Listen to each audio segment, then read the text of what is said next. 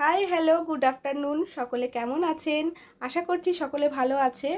তো ছোটদের ভালোবাসা, বড়দের প্রণাম জানিয়ে আজকে আমি একটা আবার নতুন ভিডিও নিয়ে চলে এলাম। সবাই ভিডিওটা দেখে লাইক কমেন্ট শেয়ার করে দেবেন ভালো লাগলে অবশ্যই।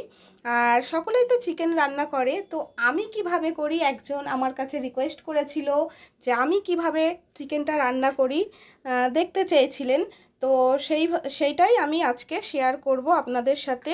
তাহলে সকলের সাথে থাকুন, পাশে থাকুন। আর যদি ভিডিওটা ভালো লেগে থাকে অবশ্যই লাইক কমেন্ট শেয়ার করতে ভুলবেন না বন্ধুরা। সব দেখাচ্ছি স্টেপ বাই স্টেপ। আমি চিকেনটাকে ম্যাগনেট করে নিলাম, এতে দিয়েছি লবণ, হলুদ আর কাঁচা সরিষার তেল। তো আমি এটা মেখে এখন আমি রেখে দেব। তারপর পরের উপকরণগুলো আমি সব জোগাড় করে নেব। এই যে এখানে নিয়ে নিয়েছি উপকরণগুলো, কাঁচা লঙ্কা আছে আর আদা রসুন এগুলো পেস্ট করে নেব। আর এখানে কেটে নিয়েছি পেঁয়াজ, আলু আর দুটো তেজপাতা নিয়েছি, শুকনো লঙ্কা নিয়েছি। এই দিয়েই আমি চিকেনটা বানিয়ে ফেলবো। সবাই সাথে থাকবেন আর পাশে থাকবেন। ভালো লাগলে লাইক কমেন্ট শেয়ার করে দেবেন ভিডিওটা। কড়াতে সরিষার তেল দেওয়া রয়েছে। আমি এখানে পটল ভাজা করেছিলাম, তো এক্সট্রা তেলটা রয়ে গেছে আর আমি কোথাও এটা নামালাম না, এখানেই আমি আলু ভাজাটা করে নেব চিকেনের জন্য।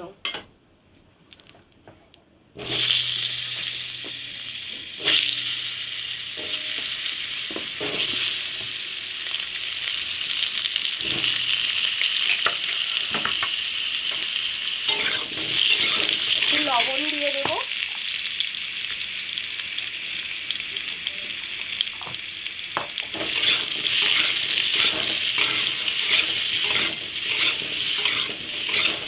এবার এটা আমি একটু চাপা দিয়ে দেব।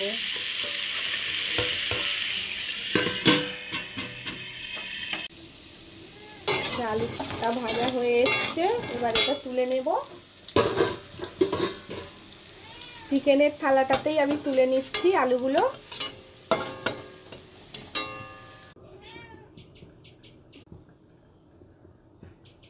তেল দিচ্ছি, এতে দিয়ে দিচ্ছি শুকনো লঙ্কা আর তেজপাতা।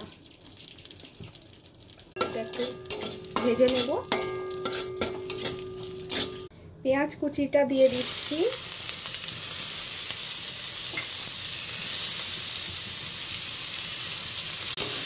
পেঁয়াজে একটু লবণ দিয়েছি, তো নরম হয়ে যাবে তাড়াতাড়ি, সেই জন্য একটু লবণ দিয়ে দিয়েছি।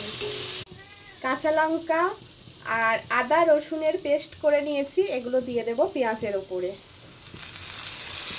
আমরা তো কাঁচা লঙ্কার তরকারি খাই, তো পুরো মশলাটাই শিলনোড়ায় বেটে নিয়েছি। আমরা গুঁড়ো মশলাটা খুব কম খাই। জল দিয়ে দিচ্ছি, ভালো করে নেড়ে চেড়ে ভেজে নেব মশলাটা। তারপরে এর উপরে চিকেন দিয়ে দেব। এই যে আমার ম্যাগনেট করা চিকেন আর আলু ভেজে রেখেছি, এটাও আমি দিয়ে দিচ্ছি এর মধ্যে। এবার এটা ভালো করে নেড়ে চেড়ে কষিয়ে নিতে হবে। হলুদটা কম লাগছে, তাই সামান্য হলুদ দিয়ে দিচ্ছি।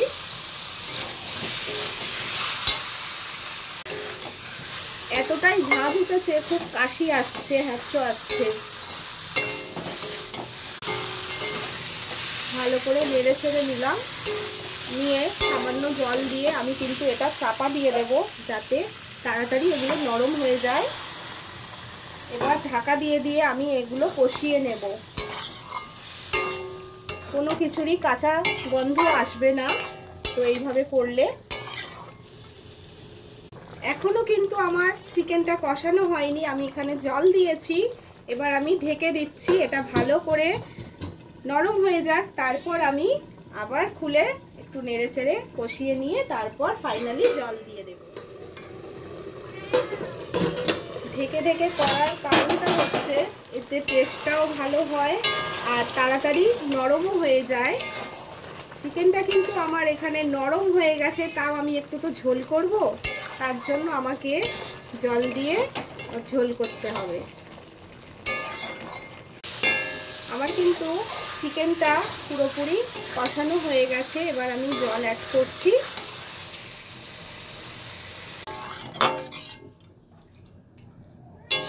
ভালো করে ফুটিয়ে নেব। এই যে বন্ধুরা, আমার কিন্তু চিকেনটা ফাইনালি রেডি হয়ে গেছে একদম। এই যে একটু ঝোল রেখেছি, ভাত দিয়ে খাওয়া হবে তো একটু ঝোল রেখেছি। এই যে, তাহলে বন্ধুরা আজকের ভিডিওটা এইটুকুই থাক, বাকি কথা আবার পরে হবে। টাটা, বাই, সবাই ভালো থেকো, সুস্থ থেকো আর আমার পাশে থেকো বন্ধুরা।